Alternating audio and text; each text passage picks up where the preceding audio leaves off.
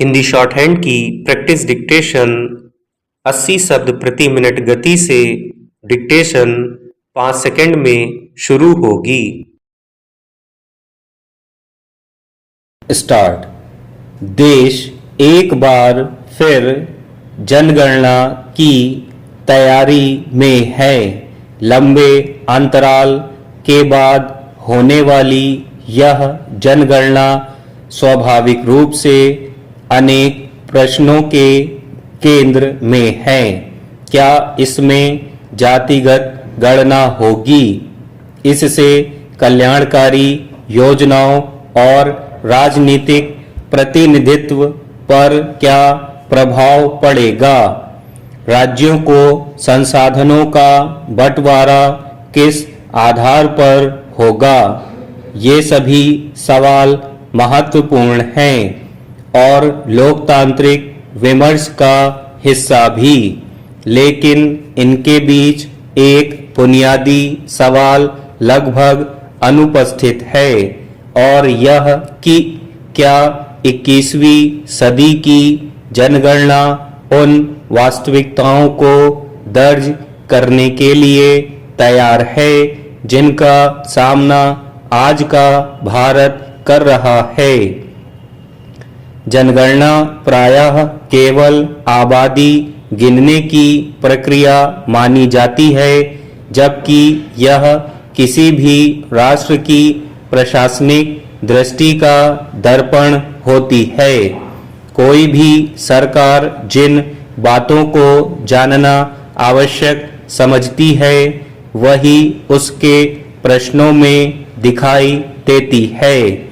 इसलिए जनगणना केवल यह नहीं बताती कि देश में कितने लोग हैं, बल्कि यह भी बताती है कि राज्य अपने समाज को किस नज़र से देख रहा है और भविष्य की चुनौतियों को किस प्रकार समझना चाहता है।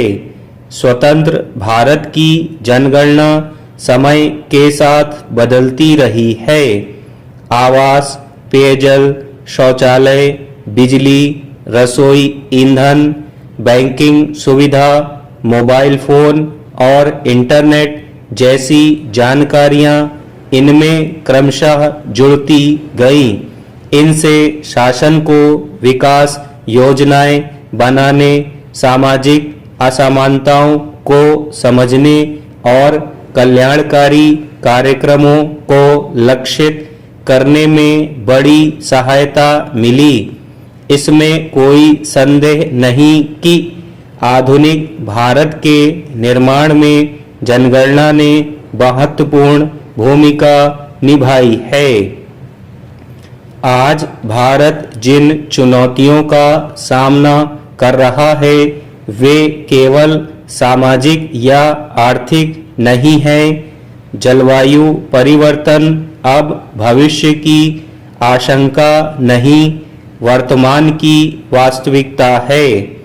उत्तर भारत में तीव्र हो रही लू, भीषण गर्मी, पूर्वी भारत में आकाशीय बिजली गिरने की बढ़ती घटनाएं, असम और बिहार में बार बार आने वाली बाढ़, बुंदेलखंड और दक्षिण में गहराता जल संकट, हिमालयी क्षेत्रों में भूस्खलन और हिमनद झीलों के फटने का खतरा तथा पश्चिमी भारत में भूजल का लगातार गिरता स्तर, ये सभी घटनाएं अब अलग अलग पर्यावरणीय समस्याएं नहीं रहीं। इनका सीधा असर खेती, रोजगार, स्वास्थ्य, पलायन और स्थानीय अर्थव्यवस्था पर पड़ रहा है। इस पर गंभीरता से विचार करने की जरूरत है।